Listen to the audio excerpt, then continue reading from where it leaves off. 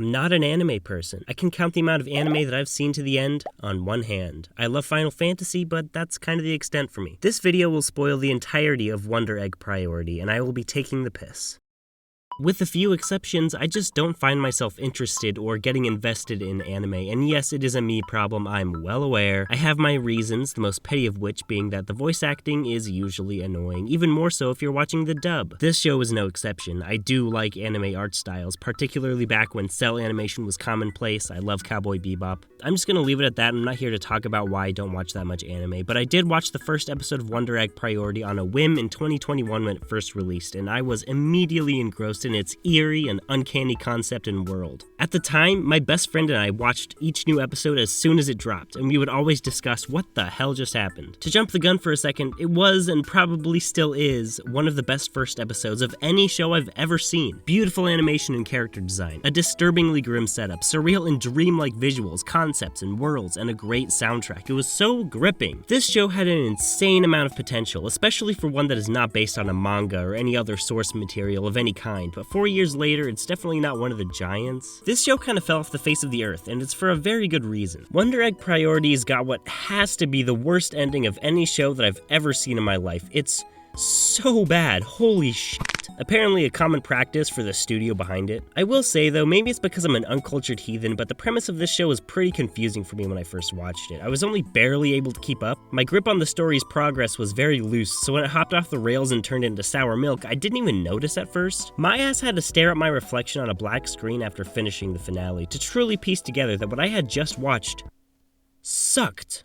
Wonder Egg Priority does heavily center around topics like suicide, depression, mutilation of oneself, sexual abuse. Disclaimer. To give a sense of how batshit crazy this show is, episode 1 starts with our protagonist Ai Oto in her Coraline Little Nightmares outfit. She finds a dead bug and buries it. It not only comes back to life and talks to her, but it leads her to a secret slide built into a playground. She wakes up with an unbreakable egg that she doesn't know what to do with. It's at this point that we discover that she's a homeschooled loser with no friends. Her dream that night takes her to her old school where her classmates are being big old bullies, so she turns and runs away. Wow, it's almost like an allegory for herself as a character. After a roll of toilet paper orders her to, she breaks the egg that she got the day before, and out hatches a human girl, who is nonchalant about this whole situation, by the way. Then, this evil-looking woman and her nightmare creatures show up. She connects carbon steel to the hatchling like Kratos from God of War. They're chased through the school, but they make their escape only after finding out that Ai is impervious to wounds because it's her dream they're in. Wow! Ai finds a statue of her former best friend Koito, who committed suicide by jumping off the roof. To save the hatchling from these dream creatures, Ai grabs one of those multicolored pens that I always broke when I was a kid because I would try to, select 2 colors at once. She flies into the air, her pen transforms into a giant multicolored bludgeoning weapon, smashing the monster, who pops like a balloon.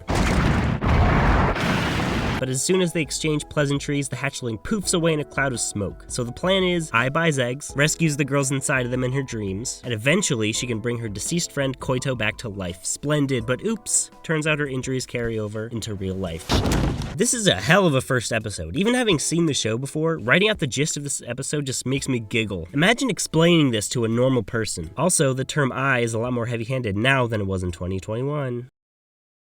So, the protagonists grow into a group of 4, all with very contrasting, appealing, and most importantly, marketable color schemes. All 4 of them have somebody in their life who committed suicide that they're trying to get back. The 4 have very stark personalities and relationships to these people, along with different motivations for trying to save them. My favorite example, Rika is a superficial pop star. One of her biggest fans has committed suicide. She tries to put up this ruse, claiming that she's only saving her because she could buy her everything that she wanted. This fan is fat and ugly. Her entire worldview is super transactional, only made worse by her broken home life. But when we spend more time focusing on her story though, it's quickly shown that she feels very guilty and solely responsible for this fan's death, especially after her harsh confrontations against her. Each of the 4 may seem like a one-note character trait, but they really do have layers to them.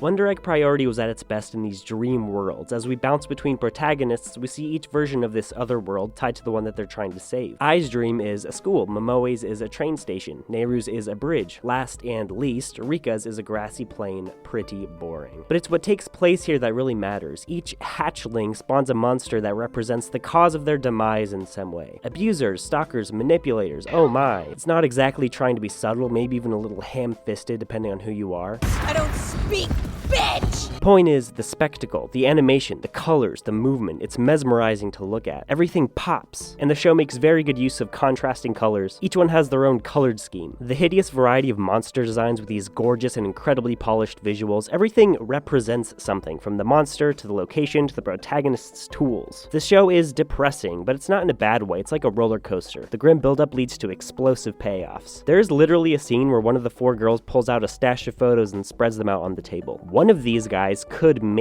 possibly be her dad. Damn. Episode 1 on a blind watch is a pretty creepy time, but I wouldn't consider the show to be horror like Google says. The whiplash, though, when it cuts to credits with the most cheery pop music you've ever heard is crazy.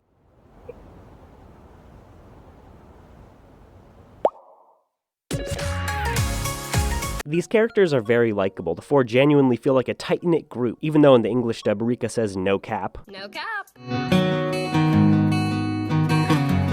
I wanted to see all of them get along, make amends, hang out. The show is really good at getting you invested in these four. Nehru and Momoe treat their hatchlings very differently from Rika, who treats hers very differently from Ai, for the nice variety of character dynamics. Episodes focusing on each character separately gives them unique vibes. There's also a really intriguing sense of mystery around Ai's best friend's death, why she did it. It's slowly unraveling as the story goes. It keeps you involved during the downtime where we're not watching monsters getting their shit kicked in. So during the daytime, they buy eggs from this garden area hidden in the playground that I mentioned at the start. Here we find these two talking mannequins responsible for this whole shindig, Akka and Ura Akka. Are they brothers? I don't remember, it doesn't matter. These two, in my opinion, are what completely derailed this show. I don't have a problem with them by themselves, I actually kind of like them, but their backstory ties itself into something that completely ruins the show. First off, the show gives us this spin that boys and girls commit suicide for different reasons. If you haven't noticed, everyone in this show is a girl. These Muppets try to say that the reason that there aren't any boys in these magical egg worlds is because boys are more goal-oriented and aren't likely to regret a suicide, unlike girls. This is obviously ridiculous, and to jump ahead a bit, this explanation is just a ruse. The real reason for the gender split is explained later, but my 2 cents is that they came up with an asinine excuse for an all-female cast because, let's be real, Wonder Egg Priority with a bunch of teenage boys, that shit would not have sold subscriptions. Episode 8 is a recap episode. This is the calm before the storm, really. It's a sign of things to come. Anyways, back to these two Fozzies. Before they were stuffed with cotton, they were actually loner scientists who made an AI robot girl who they lived with for years like family, until one of the two brothers meets a woman. Uh-oh, the robot girl is starting to act a little creepy. The two get married with a baby on the way. Robot girl is hella jealous, murders the wife, hairdryer in the bathtub. The brothers decide to put an end to this once and for all, not by shutting the robot off, but by locking her in a basement full of computers? Akka's child actually survived this murder attempt and she lives on. Until she stops doing that. They find out that the robot girl is still alive. She's jealous of these girls and makes them kill themselves, so that's why it's only girls, aside from marketing purposes. Now, I actually do kind of like this backstory in a vacuum. I mean, it is insane that 2 fully grown men want to make a 14-year-old girl, but, you know, it's an anime. But it's revealed that this evil AI is a growing evil mastermind who has been using her influence over the world to cause girls to kill themselves. That's why our heroes have been saving the eggs to redeem the victims of this evil AI. And this, in a single swing, takes all of the nuance of this topic and flattens it into a basic black and white good versus evil story. It's the fact that they deliberately killed the wind in their sails that makes me so upset about it. Imagine if in the last 15 minutes of Forrest Gump, it's revealed that a secret evil robot was responsible for putting him in all these crazy situations. Then the movie ends. So there's this AI program that's been responsible for the suicides this whole time, and these two were just training these 4 girls to be soldiers to battle against it. But worst of all, the show ended with a 45-minute long special feature. 25 minutes of recap, and the remaining didn't even finish the story. Who do you think is watching the finale of your show? But this show went through some crazy development hell. I get it. I'm just being an asshole. I'm sorry. So, all 4 of them save the person that they're fighting for and get locked out of the egg worlds. Nehru has been a robot this whole time and went missing. The 3 others split up due to disagreements about what to do about this information. I transfer schools, and the series ends with her turning to the camera and declaring that she's gonna save more eggs to find Nehru. And she has a Looney Tunes ass ending shot. I was half expecting the...